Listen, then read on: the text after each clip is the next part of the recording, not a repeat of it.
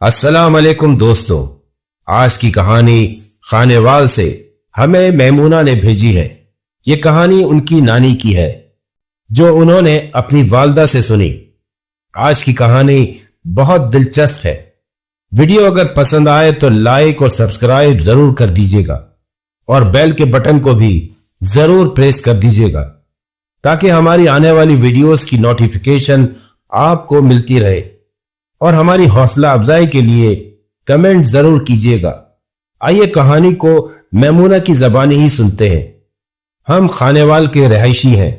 खानेवाल के खेत जरखेजी, खूबसूरती और फसलों की वजह से नुमायां हैं। खानेवाल में खेतों के अलावा चरागाहें भी हैं जहां मवेशी पालने का रिवाज आम है। ये इलाका मवेशियों के चारे के लिए भी बहुत अहम समझा जाता है। नाना का घर खेतों के पास ही था। अपनी जमीनें थीं जिस पर नाना मेहनत करते थे। रबी के मौसम में नाना के खेतों में गंदम लगती।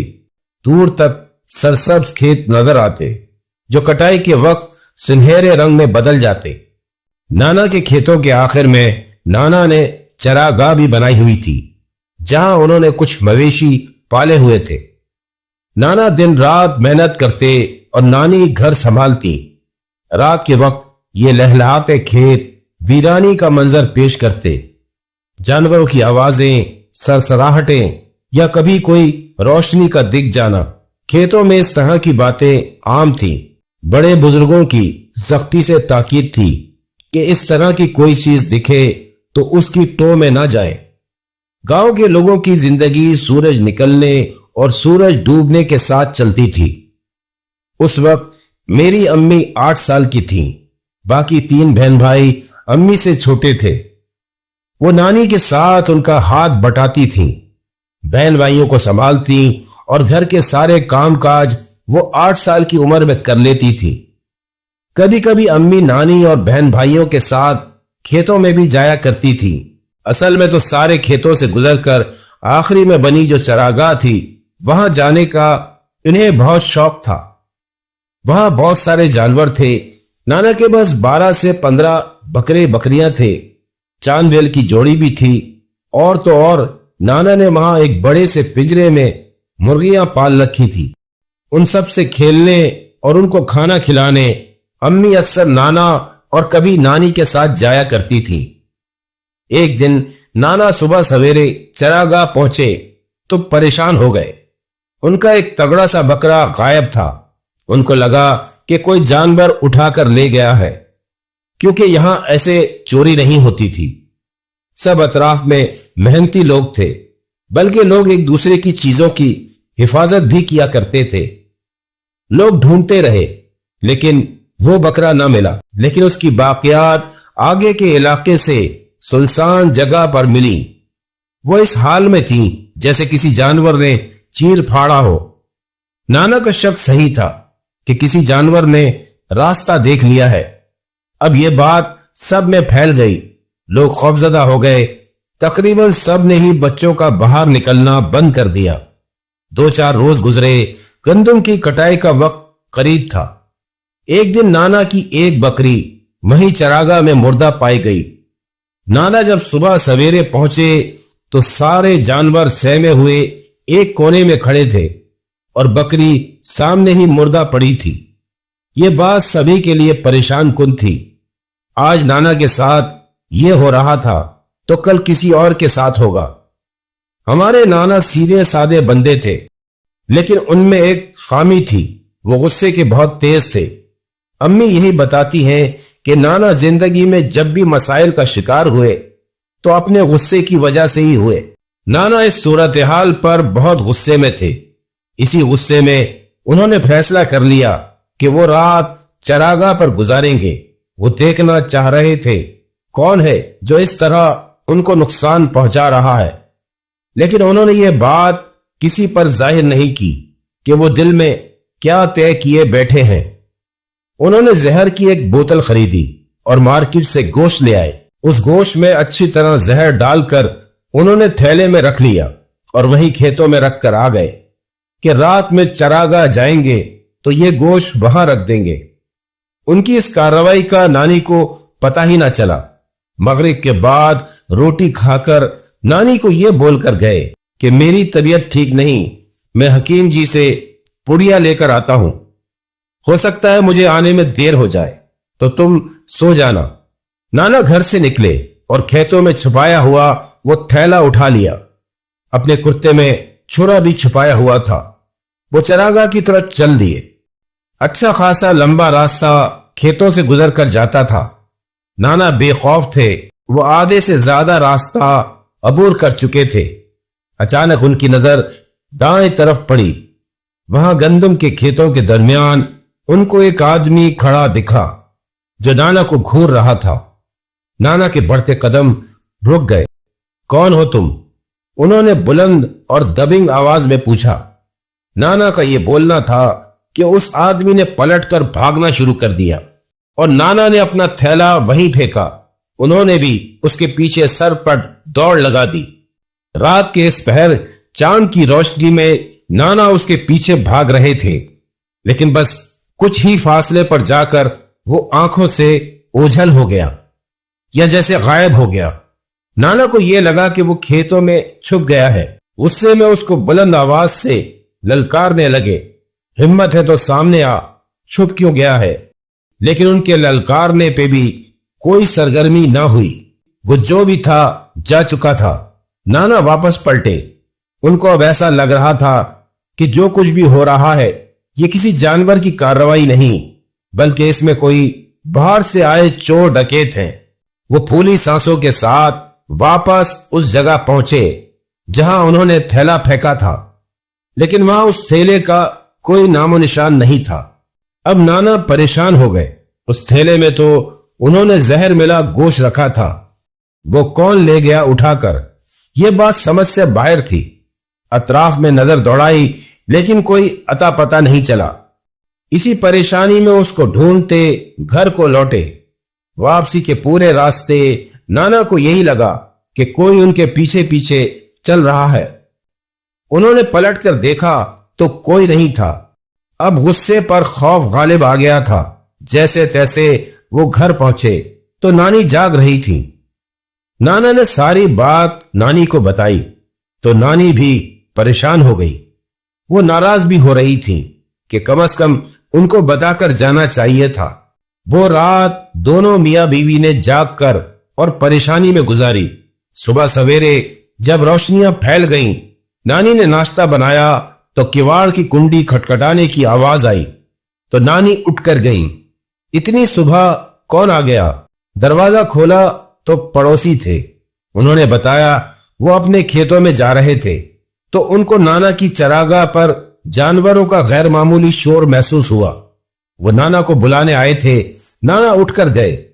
करमदीन चलकर देखो तो सही, मामला क्या है? नाना फौरन उसके साथ हो लिए। वो वहां पहुंचे तो नाना का दिल दहल गया। उनके 4 बकरे मर चुके थे और जो जिंदा थे वो भी जख्मी थे और बेहद खौफजदा थे। बैलों की जोड़ी अलबत्ता महफूज थी। नाना ने तो सर पकड़ लिया। और इन सब में बेहद अजीब यह था कि वो गोश्त का थैला वहां सामने पड़ा था जो रात को खो गया था। अब इस गोश्त से बू उठ रही थी। गांव में भी बात जंगल की आग की तरह फैल गई कि करमदीन की चरागाह में कोई आसेब है। उस वक्त नाना के पास इसका कोई हल नहीं था। उन्होंने हिम्मत से काम लिया। 2 दिन में बचे कुचे जानवर ओने पोने बेच दिए। फिलवक्त इस जगह को खाली कर दिया। नाना ने वो रकम बहुत संभाल कर रखी कि वो जानवर फिर खरीद लेंगे। जानवर पालना जरूरत और मजबूरी भी होती है। उन्होंने अपनी इस जगह का इलाज करवाया। दम किया पानी डालने के लिए लाए, लेकिन ना जाने ये कौन सी बुरी चीज थी जिसने नाना की इस जगह पर डेरा डाल लिया था। नाना ने दम किया पानी डालना शुरू किया तो वो बीमार पड़ गए। नानी कहती है जब वो पहले दिन पानी डालकर निकले उनको पीछे से कोई आवाजें लगाने लगा, करमदीन करमदीन, लेकिन उन्होंने पलट कर नहीं देखा। उन्हें अंदाजा था अगर वो पलट गए तो उनके लिए अच्छा नहीं होगा। फिर घर तक आने में उनकी तबीयत खराब हो गई। लेकिन 7 दिन पानी बिला नागा डालना था। नाना दूसरे दिन असर में हिम्मत करके गए। दूसरे दिन पानी डाला तो बाकायदा उनके जैसे कान में खिलखिलाकर हंसने की आवाज आई। मजाक उड़ाती हंसी थी। वो पहले दाएं कान में सुनाई दी और फिर बाएं कान में। दूसरे दिन घर लौटे तो नाना की हालत निढाल हो गई। नानी ने खास उनसे बात की जो ये पानी दम करके दे रहे थे। उन्होंने तसल्ली दी, आप बेफिक्र रहें, मैं पढ़ाई कर रहा हूं, बस आप पानी डालते रहें, ये चीजें इतने आराम से पीछा नहीं छोड़ेंगी। और नाना ने तो उनको ललकार कर बुलाया था जो उन्हें नहीं करना चाहिए था। अगर आपने 3 दिन पानी डाल लिया तो बाकी के दिन आसान हो जाएंगे। उस रात नाना नानी बच्चों समेत सहन में सो रहे थे। नाना की आधी रात के वक्त आंख खुली। उनको लगा उनके सीने पर कोई भारी वजन है। उनका सांस घुट रहा था। वो नानी को आवाज देना चाह रहे थे लेकिन मुंह से आवाज ही नहीं निकल रही थी। यह पहला हमला था जो उन पर डायरेक्ट हुआ। हमला करने वाला बस खौफ की नहज पे पहुंचाना चाह रहा था। थोड़ी देर में ही उसने नाना को छोड़ दिया। नाना ने बमुश्किल खुद को संभाला और नानी को आवाज दी। वो फौरन उठ गई। बच्चों को देखो, नाना परेशानी से बोल रहे थे। उनको इस हालत में भी बच्चों की फिक्र थी। बच्चे बेखबर सो रहे थे। वो रात भी नाना नानी ने आंखों में काटी। तीसरा दिन शुरू हो गया। नाना की तबीयत रात वाले हादसे के बाद से और खराब हो गई। उनकी हिम्मत नहीं थी लेकिन उनको लाजमी जाना था। नानी ने कहा भी कि वो पानी डाल आती हैं लेकिन नाना नानी को किसी सूरत में खतरे में नहीं डालना चाहते थे। ऐन असर के वक्त सहन में खेलती मेरी अम्मी को किसी ने धक्का दे दिया और वो जो गिरी तो सर फट गया।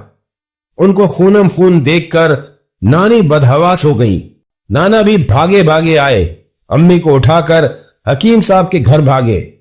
सर पर लगी चोट इतनी गहरी नहीं थी लेकिन इस सब में काफी टाइम भी लगा। असर का वक्त तंग हुआ जा रहा था।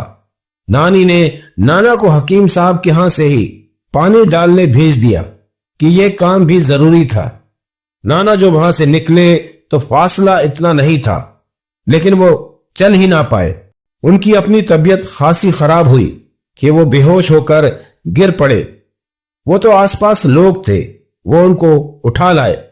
बस वो तीसरा दिन गुजर गया और पानी न डल सका। जो नहीं होना चाहिए था वो हो गया।